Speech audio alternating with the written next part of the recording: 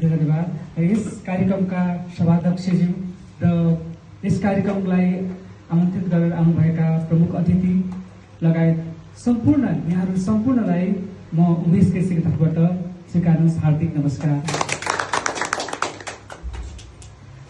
यो संसारमा जति पनि सृष्टिमा जन्म लिएका प्राणीहरू छन् त्यो मध्येमा सबैभन्दा उत्कृष्ट प्राणीको रूपमा मानिसलाई लिने गरिन्छ र उसको सृष्टिकालदेखिबाट अहिले हेऱ्यो भने विकास दिनानुदिन तीव्र गतिमा बढ्दै गइरहेको छ। जुन धरतीमा सँगसँगै सृष्टिमा आएका जीव जनावर छन् तिनीहरूको स्थिति जुन बेला सृष्टि भएको थियो त्यो बेलाबाट अहिलेसम्म पनि त्यस्तै नै छ। किन त त्यस्तो भयो? त्यो त्यस्तो दिव्य अस्त्र र शक्ति परमात्माले हामीलाई के दिएका छन् त भन्दाखेरि त्यो हो बोल्ने क्षमता। र त्यो क्षमतालाई हामीले पहिचान र सदुपयोग गर्न नजानेर कतिपय हामीसँग सिप र शिक्षा हुँदाहुँदै पनि हामी कति पछाडि पनि परिरहेका हुन सक्छौँ। त्यसैले यो बोल्ने कला निकै नै आधारभूत कला हो, निकै नै महत्त्वपूर्ण कला हो र यो कलालाई आवश्यकता र अनिवार्यतालाई बुझेर अहिले विभिन्न ठाउँहरूमा यसका प्रशिक्षणको कार्यक्रमहरू सुरु हुँदै आइरहेको छ र यस कार्यक्रमका प्रशिक्षकज्यूले 4 दिनमा एकदमै उत्साहजनक तरिकाले यस कार्यक्रमलाई अगाडि बढाउनु भएको छ। प्रशिक्षकज्यूप्रति पनि म एकदमै हार्दिक कृतज्ञता ज्ञापन गर्न चाहन्छु र यहाँको उत्साहजनक यो अनुहारमा जुन आत्मविश्वास देखेको छ मलाई लाग्छ 4 दिनले यहाँलाई धेरै नै ठुलो फलदायी भएको छ जस्तो लाग्छ। र यो बोल्ने कलाको आवश्यकता र यसको प्रयोगको विषयमा मलाई एउटा उदाहरण भन्न मन लाग्यो।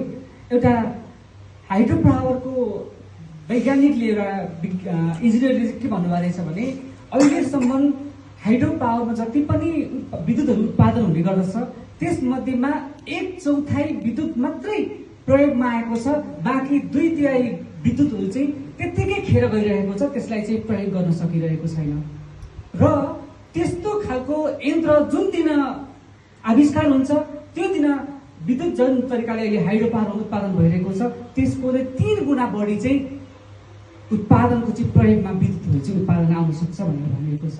त्यस्तै गरेर शिक्षा सिपको त धेरै नै विकास भएर अहिले हामीले सिक्दै गइरहेका छौँ।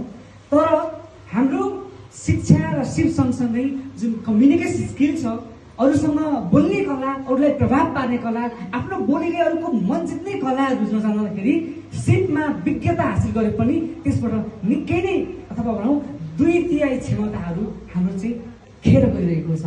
त्यसैले यहाँहरू जुन ठाउँमा जुन पेसा व्यवसायमा आबद्ध हुनुहुन्छ त्यस पेसा व्यवसायलाई तपाईँको 3 गुणा 2 गुणा 3 गुणा वृद्धि गर्नको लागि पनि यो सम्भाषण भनिन्छ। भाषणमा पनि प्रकार हुन्छ, एउटा भाषण एउटा सम्भाषण। सम्भाषण चाहिँ हामी एक आपसमा 2 जनाभन्दा बढीसँग हामी प्रत्यक्ष बसेर कुराकानी गर्छौँ, त्यसलाई सम्भाषण भन्छ। यस प्रकारको अभ्यासले गर्दाखेरि यो हाम्रो पेसा शिक्षाको सँगसँगै योग्यतामा पनि थप चाँड लाग्नेछ र यो कुरा यहाँले बुझेर अगाडि बढाउनुहुनेछ र 4 दिनमा यहाँहरूको मनमा बिजारोपन पक्कै भएको छ होला। भोलिको दिनानुगत रूपमा त्यो फलीभूत हुँदै जानेछ र यो फलीभूत भएर तपाईँले आफ्नो पेसामा उत्कृष्टता हासिल गरेर सबैको प्रेरणादायी व्यक्तित्व बन्नुहुनेछ र अरूको नजरमा तपाईँ एकदमै हौसलाको पात्र बन्नुहुनेछ भन्ने यहाँलाई शुभकामना दिँदै आजबाट यहाँले प्रमाणपत्र पनि प्राप्त गर्नुभएको छ। यो प्रमाणपत्रले थप तपाईँलाई जिम्मेवार पनि बनाएको छ र तपाईँको आज क्लास सके पनि तपाईँको वास्तविक वक्ताको रूपमा आजबाट यात्रा शुभारम्भ भएको छ। यहाँको यात्रा शुभ रहोस् र यस्ता यस्ता कार्यक्रमहरू यो शिला व्यवसाय सङ्घले आयोजना गर्न जानुहोस् र यस्तो धेरै ठाउँमा आवश्यक पर्छ, स्कुलमा कलेजमा विभिन्न पेसा व्यवसायमा आवश्यक पर्छ र त्यसमा पनि यहाँका वडाका स्थानीय सरकारहरूले पनि त्यसलाई मुख्य आवश्यकता र त्यो दायित्वको रूपमा मध्यनजर गरेर अगाडि बढाउनुहुनेछ भन्दै म यहाँहरू सबैलाई फेरि पनि धेरै धेरै शुभकामना दिँदै र मलाई निमन्त्रण दिनुभएकोमा हार्दिक आभार व्यक्त गर्दै मेरो भनाइले यही अन्त्य गर्न चाहन्छु। धन्यवाद।